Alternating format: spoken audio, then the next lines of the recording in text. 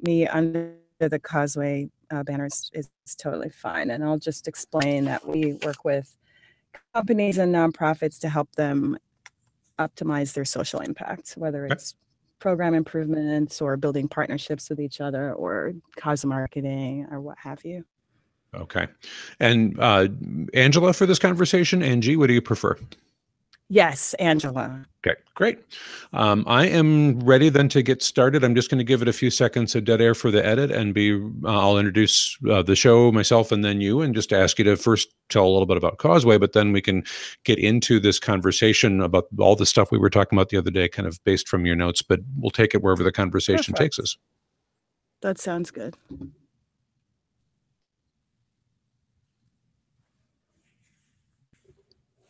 Welcome to Next in Nonprofits. I'm Steve Boland, and I am very pleased to be joined today by Angela Titus, the brand and social impact strategist from Causeway. Angela, thanks so much for taking time.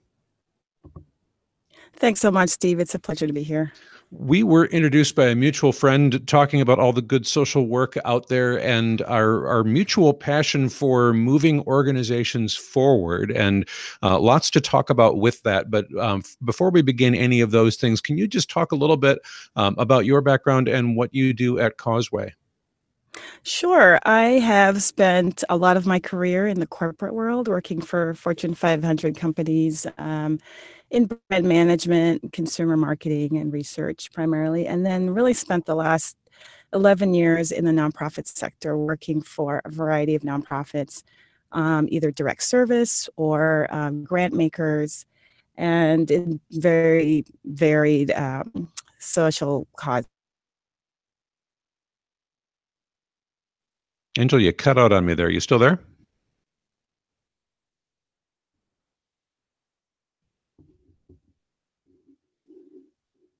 Well, shoot. Let's see if we can figure that out.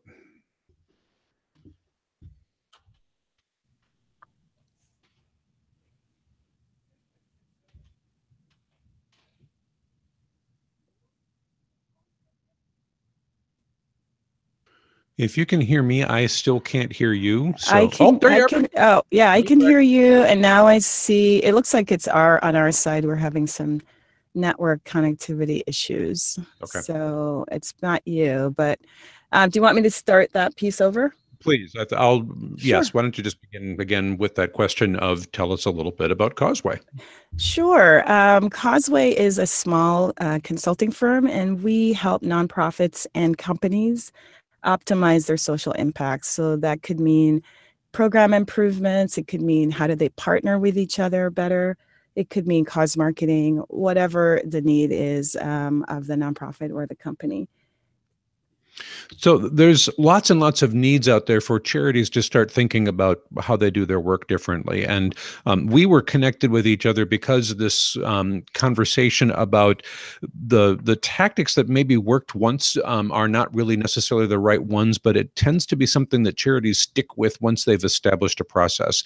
And as we were talking, we kind of framed this conversation in terms of if you were starting a charity in the 20 teens, in the later part of the beginning here of this 21st century, you do things very differently than if you were starting your charity in the 20th century. And that thought of, if you would have started it differently now, why haven't we gone back and looked at some of these practices and things that don't work particularly well and start to adjust them, is just a consistent issue in charities as I talk with people. And I think you've seen some of that in organizations you both worked at and worked for in your more consulting roles.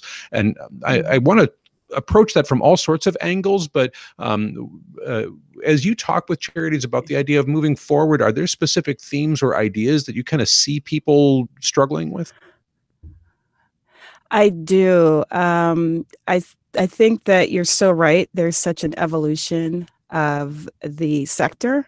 And if you think about modern nonprofits like Kiva or Donors Choose, for example, and other young nonprofits, they're acting and functioning really differently from more traditional nonprofits and that have been around for, say, 100 years.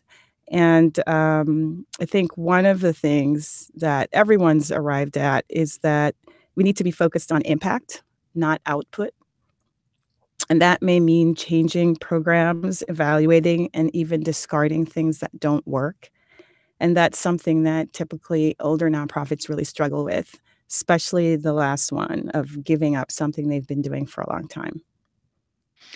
Yeah, and I've had the pleasure of having a few folks on the podcast that have talked a little bit about that shift to outcomes versus outputs, and what that long Mhm. term impact really looks like. So, if Mhm. you were to describe kind of a typical 20th century charity that would make a pitch for support or talk about their work, how do you differentiate that idea of just measuring an output versus those longer term impacts? Well, it's really that we've moved from it's not about how many billions of hamburgers sold, it's about what actually resulted. So, was there a policy change in the issue area? Did a person's behavior or life change substantially? If you're talking about pets and having pets adopted, then output makes sense. The more pets get adopted, the better. But for some more complex issues or for most nonprofits, it's no longer enough to just have served a lot of people. It's about how did you really move that group to behavior change or to having longer term lasting change in their lives. And so it's moved from sort of activity based thinking to really having a true lasting impact on an issue or a person or population. And one of the things that's different in this 21st century nonprofit than the assumptions of the old one is the ability to access information about potential impacts, and connect that to your charity's work, even if you didn't do the long-term impact research, for example. And I think to to jump in on that example of the companion animal charity Mhm. idea, we I think for a very long time, people have looked at the still photo in the image of a an animal shelter and said, well, that's a really cute dog or cat or Mhm. whatever, and maybe had some heart moved around that. Mhm. Now, of course, we can look at motion pictures and videos of all kinds of animals as they're coming in, as they need homes, and lots of different ways of communicating the need thing. But we can also pair that with what's the outcome of people that have companion animals in their lives versus folks that don't make that choice or don't have those opportunities to provide animals with homes and stuff. And that Mhm. outcome for people is maybe not the thing that will encourage a particular person to adopt an animal, but it might encourage a donor to provide funding Exactly. for that conversation. So that outcome can be Exactly. something that is longer term, and we may not expect every single rescue operation to do longitudinal studies about the impact of having animals in the homes of the clients that they serve. But somebody out there has, and now with internet access and research and all the rest of it, it's more incumbent on the charity to start thinking about that linkage for their clients than perhaps it might have been before. I couldn't agree more, and there are folks who are doing research, and so maybe if you're a small or medium-sized nonprofit, you can't afford to do that kind of research yourself, you can certainly access that, and there are studies out there that show the positive impact on health outcomes and lowering stress levels, whether you are an adult or a child. Having companion animals can do all of that, and if your charity or nonprofit can't afford that, you can certainly go out and try to access others' research and, just cite them appropriately, but I think that's a great idea. Right. So measurement and evaluation as a more core function or a more expectation of a charity to put something on the table, whatever it may be for your work, is I think that 21st century. If you're going to move forward, you've got to be in that conversation somehow. You can't just walk away from it in the You way that have maybe you to. could have in the past. Yeah. So as you help, especially that more smaller mid-sized charity, folks that maybe are that under $5 million, under $1 million kind of revenue line, I still run into a fair amount of pushback going, we can't afford to spend money on evaluation because we're really lean and we have to put all of it into program. But I do think Mhm. that that's again kind of 20th century thinking, and I'm wondering how you push back against the idea of the spending the additional resources on looking at outcomes. Yeah, I would say to them that you can't afford not to do it because frankly, today's funders have also evolved their grant making, and if you're trying to generate funds for your programs, you have to show them that you're measuring and evaluating. They simply require it. It's not an option. I think 10, 20 years ago, they would get extra points if you did it. Hmm. But now they really pretty much require it. And so it may mean you scale back your spending somewhere else. So you have a slice of someone's time that is devoted to measurement and evaluation. Or it could be potentially if you're partnering with. You cut out on me again there, Angie. So we're going to have to come back towards that idea of evaluation with a partner.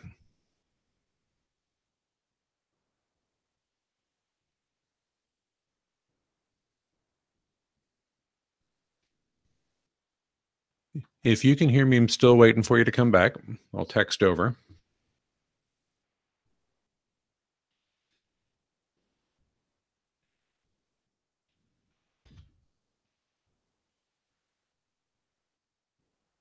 Can you hear me now? There we go. Yep, you're back. Oh, I'm so sorry about this wireless connection here. It's a trial. Well, I think we can pick it up right from where you were about Yeah. partner So, organizations, and you've got some other okay. stuff you wanted to talk about there. Yeah. So go ahead and just start from, we'll give it 2 seconds of dead air for a cleaner edit, Yeah, and then go ahead and start exactly. again. So partnering with other nonprofits is also a great option. If you can't afford to have a dedicated person, there may be a nonprofit partner that's complementary to your work that has the bandwidth. So that's another way of addressing measurement and evaluation in the short term. And perhaps the actual fulfillment too. I think that you've mentioned before that the evaluation is a component, but maybe another 20th century kind of modality that we can move past is this: we're the best at it. Just give us money and we'll take care of it. But rather, we're really good at it in this way, and somebody else might add a different type of value in a different type of space. But we actually need to show up at the same table together and not expect that that we have our own lane and nobody else will be in it anymore. Yeah, that is definitely last century thinking, no question. And I think a lot of nonprofits have come to the realization that they need to partner better, but many are not sure what that looks like.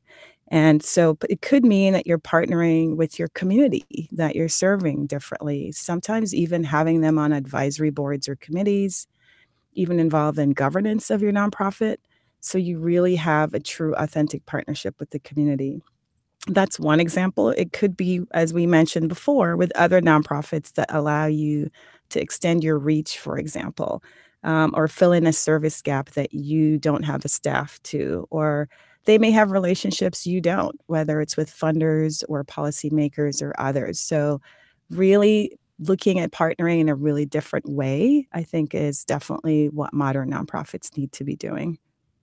And I think there's a few different ways to share that story for support. One is simply that you're kind of transactionally buying services from a better staffed, qualified, connected partner, whatever that might be. So it could be a very specific transactional, like we do all these things really well, but we're buying this additional service benefit, whatever it might be, from our partners. So when we do our grant work, when we do our fundraising, we talk about that as a component of our budget, even though that component is actually going to a different charity. Right. It might also be different to talk about co-creation of work with those charities, but neither of those is a bad thing. They just have to be defined as you go back to community and talk about how you're going to be meeting those outcomes, either in partnership or as more of a purchased service thing, so that you don't have to be all things to all people all the time.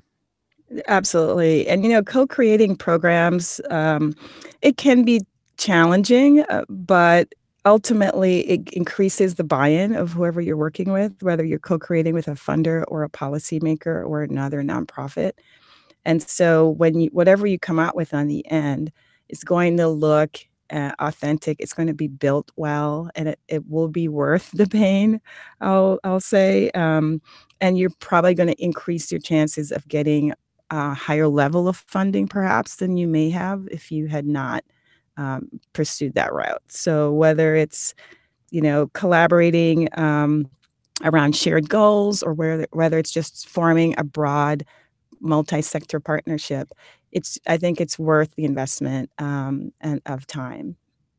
Do you have a case study or one or two in mind? And you don't have to name a specific charity, but just kind of anonymized. Sure. We thought about this partnership thing in a couple of different opportunities, and where would you see how maybe some older thinking had to be cleared away in order for something to be more successful?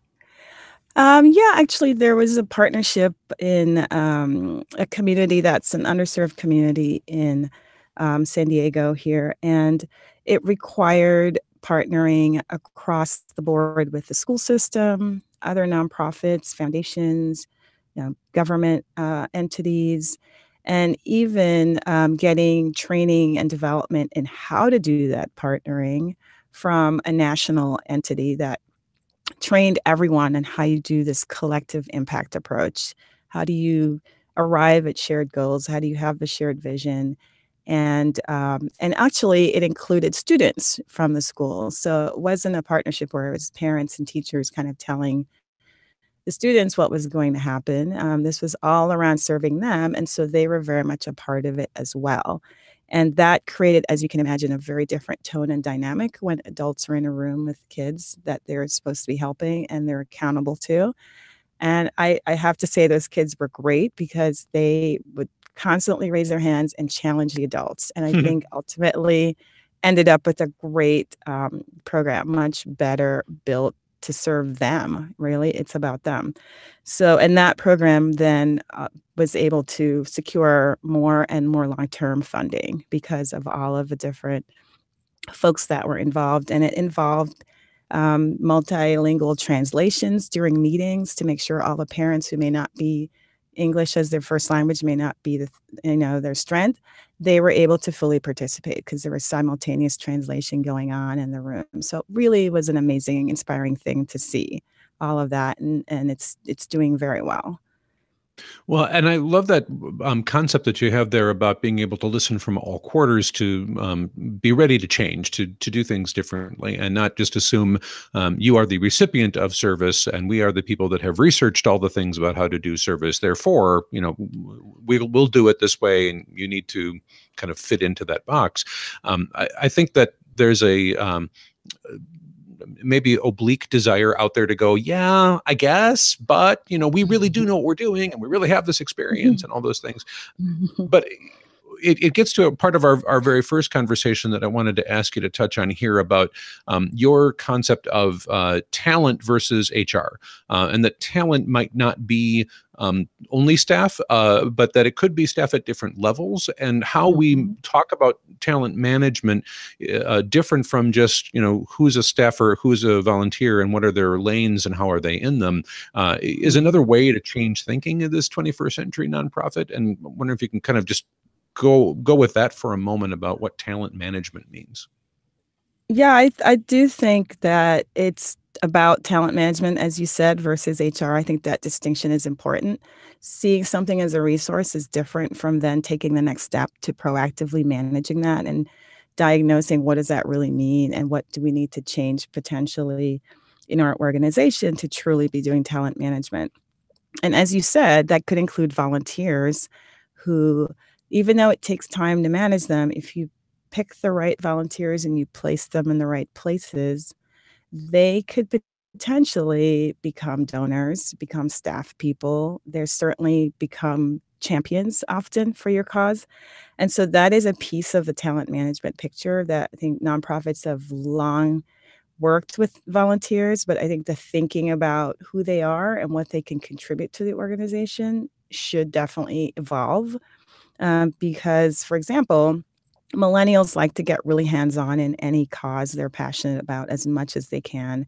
And that's a way that you get future staff members and potential donors. And certainly being the champs that they are on social media, they can really be evangelists for your nonprofit. And so I think there needs to be just a little bit shift in the thinking about volunteers and what that looks like. And I think another aspect of talent management is really thinking about succession planning. A lot of the nonprofits here in San Diego have CEOs who are retiring, and there's been a realization that there's a gap in succession planning. Not enough attention was paid to really building bench strength, building talent over time so someone or someone's many could be ready to step into that role. So I think thinking about succession planning where you're evolving from maybe the founder of the nonprofit or someone who's been in there for 20 years, what happens when that person retires? And are we thinking about it now? And I think that as you talk about not only how do we replace and think about that lead position, but to think about what leadership in general looks like in this talent management question, that there may not be a definitive, single word from a single staff member at the top of a food chain, but that rather a more cooperative or shared leadership model among, depending on the organization. If you've got some staff bench strength, if there's a number of staffers, it may be lead staff, a more executive staff kind of collaborative role. If not, it might be more shared responsibility within board members and lead staff, but in some Mhm. way of thinking that we don't just have a central focus where everything kind of runs through that one single lead staff person, and when that person leaves, everything changes. Yeah, But rather, that the organizational vision needs to be shared and created a little differently, so that, sure, as some people leave, there will always be impact and you want to plan for transition, but it's not the right. idea of having the one great leader that has all of the knowledge and ideas, and when that person leaves, everything shifts.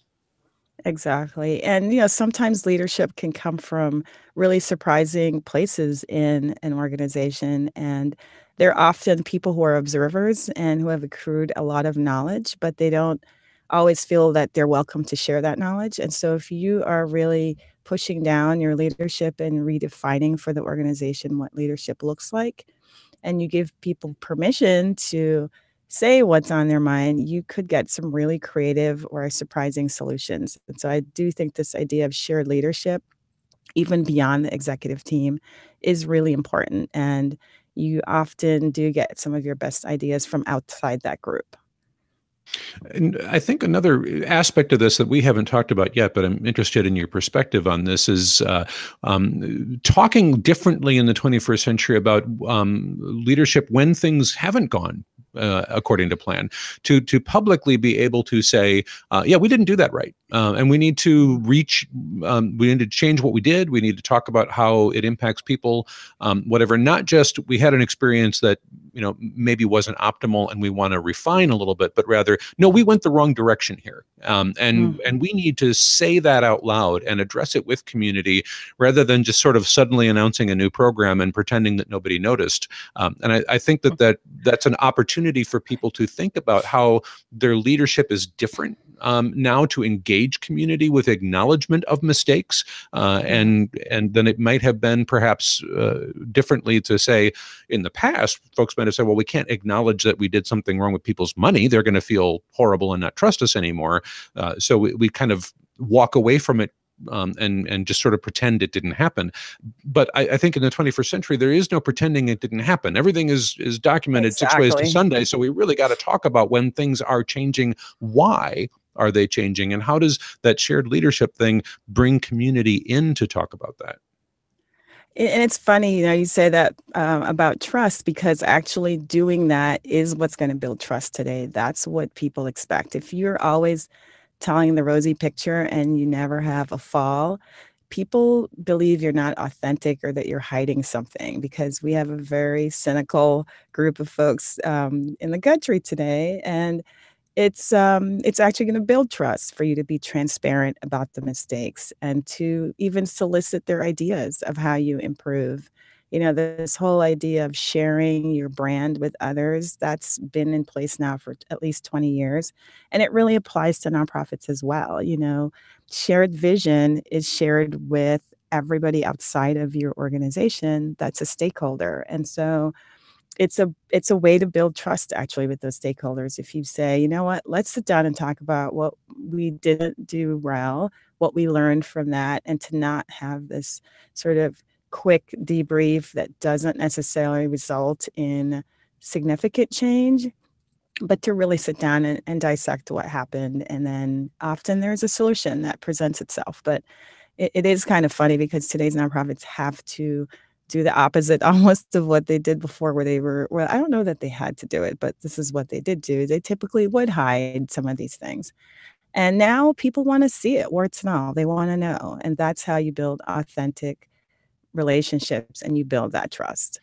Right. And sometimes that's dynamic and big, and sometimes it's very small. But if you've got that more shared leadership opportunity that you were discussing across a range of stakeholders, some of them staff, others in different capacities, I think there's a better opportunity to surface, hey, I'm hearing from folks that this wasn't well understood or well talked about. Let's find a conversation space where we talk about why this, why that, whatever. And if it's just the one leader, I think sometimes it's hard for community feedback to get to that person, because it does feel a little bit like, well, I don't want to talk to them about what I feel didn't go well. It doesn't feel right to me. Yeah. But I could come in, this side, that staff member, this board member, whatnot, and say, what, I think we missed here. And if there's an environment where that leadership is more shared, I think we've got the opportunity to surface those better and create that legitimate engagement that you were just talking about.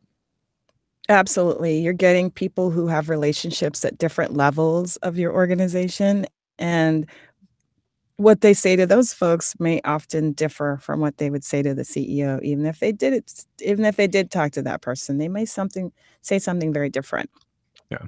And that if there's enough open culture over enough time with enough of that visible shared leadership, I do think that we'll see more community members feeling comfortable. And of course, the whole world is shifting as we're recording this conversation in 2018. We've got high school students in Florida calling the president out. So I do Yes.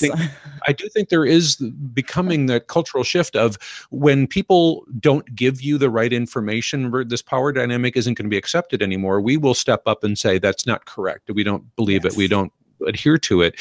And that will happen more and more and more, I think. So as we are seeing more leadership from non-traditional areas of our community, from people as young as high schoolers, I maybe that will become easier. But I certainly think that the charity that leads with that is going to be the easier one to surface those things, will be the one that will thrive and survive better in the 21st century than those that try not to keep up with that.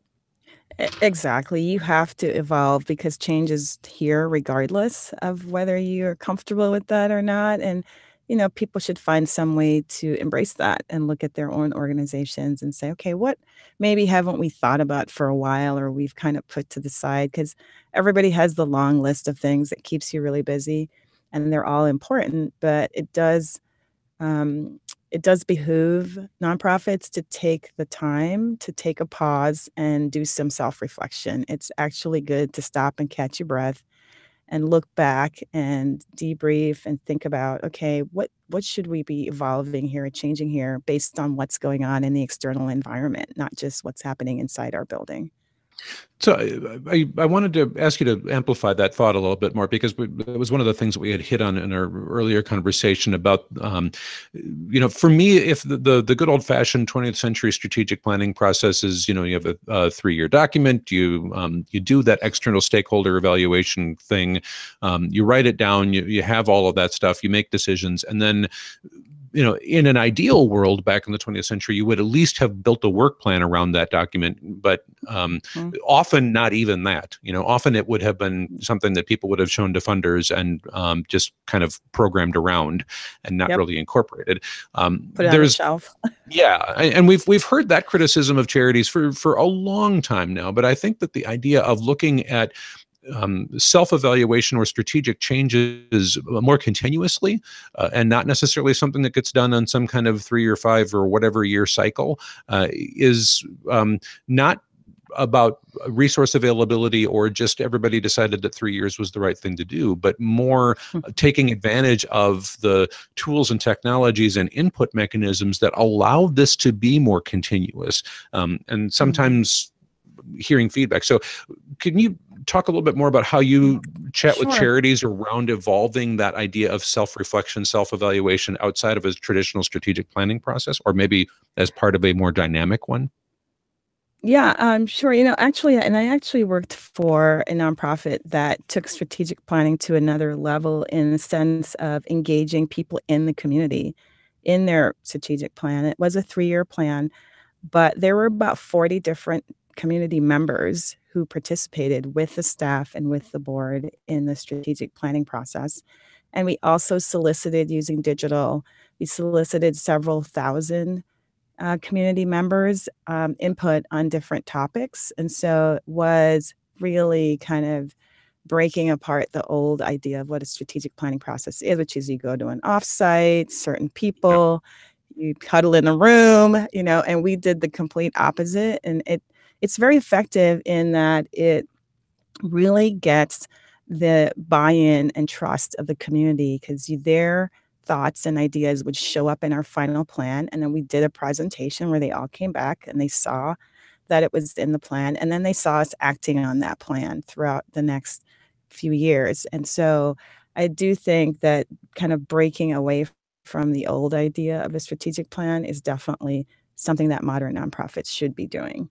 And they may not have to go to the extreme of having lots of people in the community involved, but it's if you can find a way to do it, I think it's very beneficial. Well, that's a nice segue into one of the other topics we wanted to make sure we hit, and which is this idea that the technology available to a charity today is really one of the driving factors in all of this change that we're talking about. That it might have been very difficult to do a widespread engagement process with all these different stakeholders before everybody was carrying an internet-enabled supercomputer in their pockets all the time. But now the access to all of those audiences and all of those people is not the expensive barrier. That's not the question anymore. And the Mhm. technologies that we're talking about are more widespread and more than just the ability to engage conversation with community. Certainly, that's a huge one. But Yep. there's other things about how technology as a tool has become accessible, affordable to charities without necessarily their practices and cultures keeping up with that. And I wanted to hear your thoughts on just how all of that has kind of shifted the work. Yeah, it's really funny because when social media became a thing, a lot of nonprofits were some of the first people to jump on that because it was very inexpensive, and we're always looking for ways to save money or try inexpensive things that we think could also have impact. But now tech should really be everywhere and not just in terms of social media. As you say, it's not just about building communities online. There's also technology like Salesforce using to manage your donors or key stakeholders and really getting good at managing those relationships. It could be about having a responsive website where people can find out about you or funders. That's the first place many funders are going to go to look at what your story is versus what you put in the grant proposal and how you present yourself to the community. So website is still a really important tool. You could also be using tech to track impact. There are lots of options there for tracking your programmatic work, and that then can help with the measurement and evaluation piece we talked about earlier, where you don't have a person spending 40 hours kind of going through all these spreadsheets and tables. If you can find a software solution, it's much more efficient, and you can, as a small or medium-sized nonprofit, do proper evaluation. You could even be using tech to manage logistics. If you're a nonprofit, say, that has a distribution aspect to what you do, like you're a food bank or something like that, managing all of the logistics are certainly helped by having the right tech tools. So there's lots of places within the organization where we should be looking for how can technology help us be efficient, especially for lean on staff, which I can't think of a nonprofit that doesn't fit that category. Yeah, I agree. And I think that it's important to emphasize as we're talking about this idea of the 20th century nonprofit and the 21st century one, that, yeah, if you're starting today, you start very differently. But if you haven't updated sequentially, there is no need to think that, I first have to go from my Excel spreadsheet to my Microsoft Access database to my local servers. No, you can skip the interim steps, right? If you Yep. have been lagging behind and you're thinking, well, I can't just go from, spreadsheets to Salesforce. Yeah, actually you Yes, you can. can. It's Exactly. it is the technology accessibility of being able to kind of leapfrog interim steps that have kind of come and gone between here and there is absolutely at the table. it's a bigger cultural shift than it is a technology shift. And I do Hmm. think that Hmm. conversations and for regular listeners of the podcast know I've got some recordings from other folks about Salesforce. We talked about Oh, a good. mutual friend that with Classy that Oh, uh, Scott Chisholm. right was on the Yeah. podcast as part of the conversations about Salesforce use.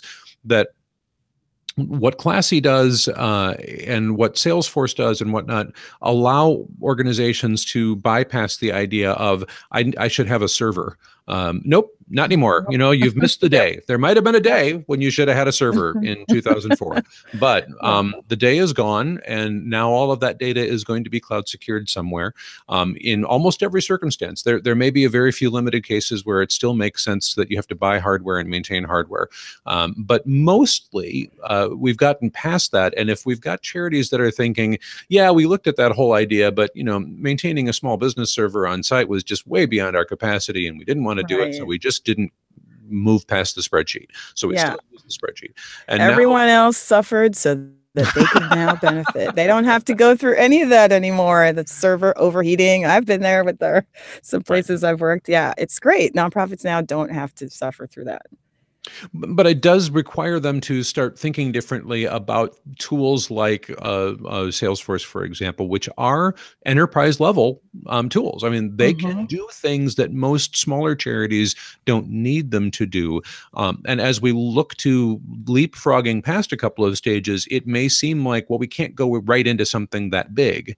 But it is completely a matter of your own thinking that has to be the thing to consider here, not necessarily that you have to take steps in some kind of sequential order in order to move forward.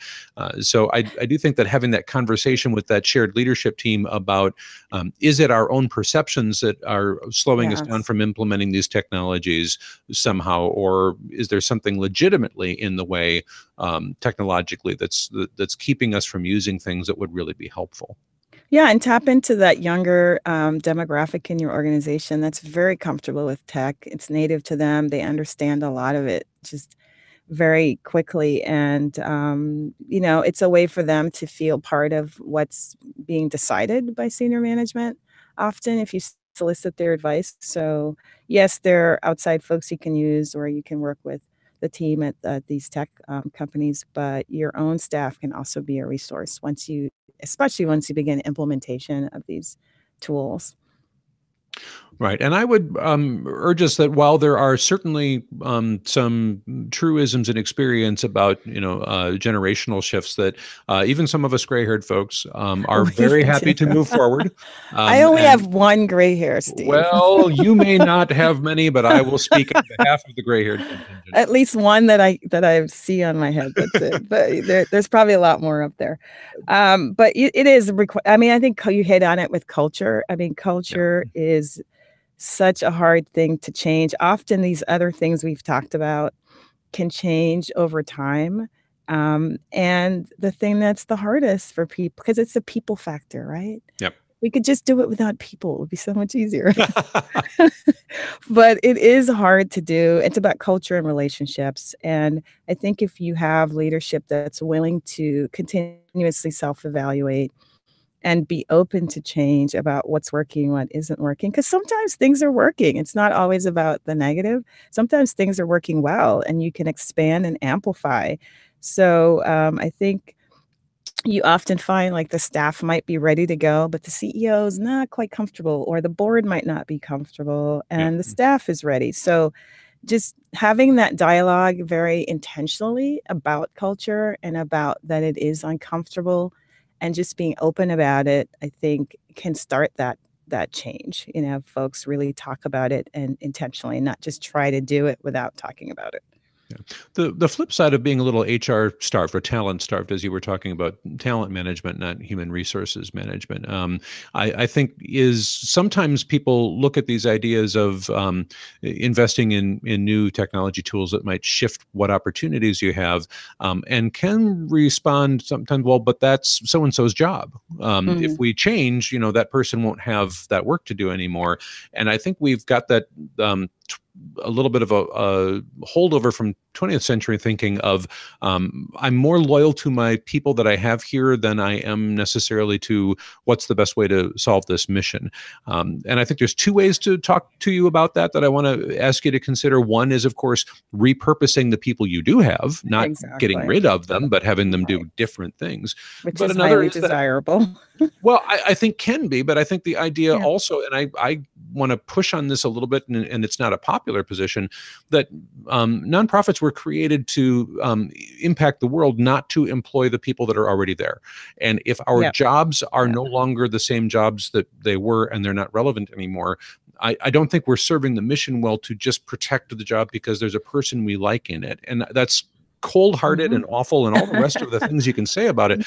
But I think if there's an It, opportunity to talk first about how do we use those good, smart, talented people in different ways, and then if there really just isn't a different way and a job does have to go away, then we should face that reality, and we should not continue to um, uh, hold from that because we love the people that are in the jobs, as much as that sounds hard-hearted. no, it's very practical because if everyone concerned is thinking about the mission and why they're there, then you see what the decisions are that have to be made. And you're right, it does come down to relationships and feeling connected or obligated, or someone's been there forever.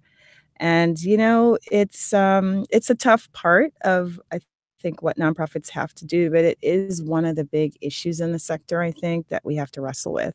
Because you do get this criticism of, well, we don't want to be like businesses who are, just ruthless with cutting employees. And, there's a happy medium. It's not about just cutting employees. To your point, you first look at, can you retool what someone's doing, and actually is desirable for people to be cross-trained in different areas of the organization. So if they're open to moving into another role that has become more important, or where you need more people doing something, then that's great. You can retain their knowledge in the organization and they get to build themselves professionally. But if that's not an option, I mean, you really have to think about the mission and why we're here and what's needed, especially because the budgets are so lean. You can't afford to keep employees on just because, when you are lean in so many ways. It doesn't make sense. We spend a lot of time complaining about our budgets in the nonprofit world, rightly so. So when the opportunity comes where you do have to make a choice to cut back, you have to take it. I mean, it's really, to your point, not about employing people, it's about impacting the issues you're working on. And I think that part of that, how we do the talent management question, is the 21st century accepted idea that we are in this continuous learning world now. You don't go to college and learn everything that you need to learn to be a good productive worker for the next 40 years and then just go produce. I think that we have to really think about how we are continuously looking to train and build skills with everybody in the workforce, from the CEO level on down to the volunteers that maybe only come in very infrequently. And again, our tools are different from what they used to be. We mentioned Salesforce a little while ago, and they've got this Trailhead program that allows you to kind of modularly build any set of skills using those tools that you need to build in people for kind of learning on demand. That, holy mackerel, I just couldn't have imagined even 5 years ago, let alone 15 years ago. So thinking about how we help those folks that are in our talent pool at any level continue to Yeah. evolve all the time, not just when we see a change coming, but all the Yep. time, is a very All the 21st time. century way to think about it. Absolutely is, because then you're prepared, and I know we all still have PTSD from 2008, 2009, Yeah. where so much had to just change at nonprofits all over the country. And one of the things that I think the smarter nonprofits, they don't quite forget that. And so they've used it as an opportunity to continuously be ready and looking at, well, what does that mean for us? Have we evolved here? Are we, on track there? What's our plan B? I believe in redundancies, so I'm always about my plan B and C. But I think a lot of nonprofits kind of had an opportunity to say, "Whoa, we weren't ready for that," because we had not been continuously improving, paying attention to external factors, having people that were cross-trained. So when you do have to slim down your staff, you have people who can really do things well. And so I think it's absolutely important. You're so right. Well, we're running very low on time now, and I want to make Okay. sure that if there are things that you wanted to talk about in this concept of moving forward that we haven't gotten to yet, are there pieces that I haven't quite given you the opening to talk about? There are a couple of things I want to throw out there, and I'm not necessarily going to talk at length about them, Mhm. but I think people should, in the nonprofit sector, be thinking more about social enterprises and Mm. about earned income. And I know there used to be this fear of, oh, if we earn too much money that's not directly related to our mission, we're going to get in trouble with the IRS.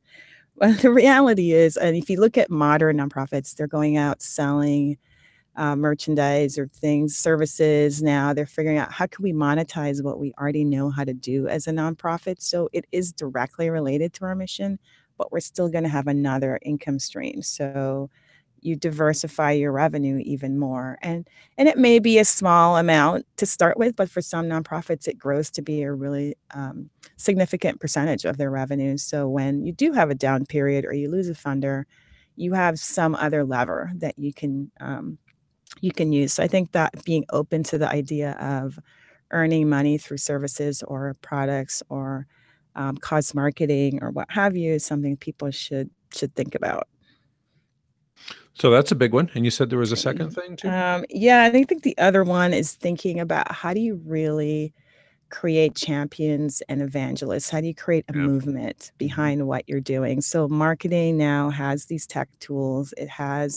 There's research out there we talked about that you can get about your audience, or you can use your own internal tools to really dig deep on your audience and then figure out how do we find other people like that, or how do we take the people we have and turn them into true brand ambassadors who go out and tell our story sometimes better than we can. And I think looking at your marketing from that perspective is the way a modern nonprofit thinks, right? Nonprofits have always done storytelling, as you mentioned earlier, but now it's about really taking it to the next level. And how do you amplify that so that you get action, not just awareness and engagement, but what kind of engagement? How are people maybe going to policymakers, writing letters, making phone calls, things that a lot of times nonprofits don't feel comfortable doing because they think it's too close to lobbying or advocacy with a capital A. But if you have a army of other people doing advocacy with a small a for you, that can be huge. And that they tell your story and they're credible. They're trusted by their peers. So I think that's something else on the marketing side people should think about. And I'd like to just add to that a little bit of the idea of having a cultural conversation within the charity about a loss of control of message. That Mm, in the 20th century nonprofit, again, we're the experts. We've researched this. You don't have access to Google, and we know everything. So here's the way to tell the story. Please go out and share it. As opposed to there's a lot of different ways you can be supporting our work. We'd like you to talk about why you support it. What's yes. important to you? What are these pieces that matter to you, and why are you going to be that ambassador? And we Yeah. would like them, of course, to be talking about the right talking points all the time. But I think it's better to have that authentic conversation about the different types of the mission work that people really love, coming from Yeah. their own voice, than it is to have them reading the 3 or 4 bullet points that somebody else prepped for them. I think that's a different Yeah. way of engaging that champion. Yeah, it's really true, and you sometimes hear some really surprising things, like, there may be 3 or 4 things that you think are the reasons people are engaged with you, and there may be, like, one thing that pops that you just hadn't thought was not a big deal, and so sometimes you can then take your messaging in a different direction, so it's absolutely true, I think, to have that two-way conversation versus pushing out your key messages all the time without listening and hearing back what your supporters have to say. Yeah. So many great ideas, and even more Yes, that we we could go could on talk all about. day, Steve. But unfortunately, we do We need to could. wrap. So I want to ask Yes. if you could just let us close with where people can stay in touch with your work and the ideas that you're pursuing. I am so happy you asked that. I can be reached at Angela at causeway-global.com. And I'm on LinkedIn as well. And I'm on Twitter at Angela Titus1 if people want to follow me. I have a tiny little following, but I just pay attention to what's happening in the social impact space, whether it's with funders or corporations who are doing great social impact work themselves, or nonprofits who are really kind of pushing the envelope. And it's fun to kind of see the evolution of the sector. So hope to stay connected. Outstanding. So, Angela Titus, brand and social impact strategist at Cosway, thank you so much for your time. Thank you. And that is where we will close the